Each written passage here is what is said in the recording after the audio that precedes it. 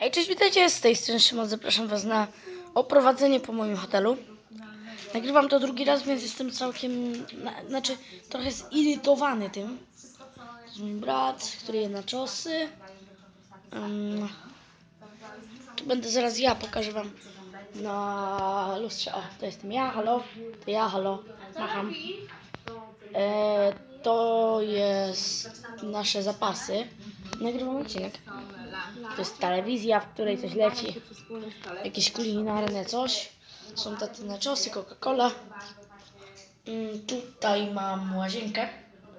Mega fajna łazieneczka. A, nie pokazywałem wam tych drzwi. Mega są. Zasuwa się jak w szafie.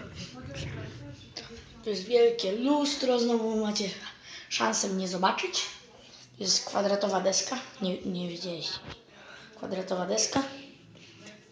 Fajny prysznic, bo tu na górze mamy taki z góry co leci. Tu jest taki mały, a na dole jest, tam zlewa się woda. O, właśnie. Mamy płyny nasze, ok. Są oczywiście ubrania i tak dalej. Nasze narzędzia pracy. Do ubrania, kupa ubrań. A tutaj wyjście. Jest kolejne lustro. Szafa, której nie będę otwierał, bo tam są brudne ubrania. I drzwi. Żegnam się z wami. No i cześć.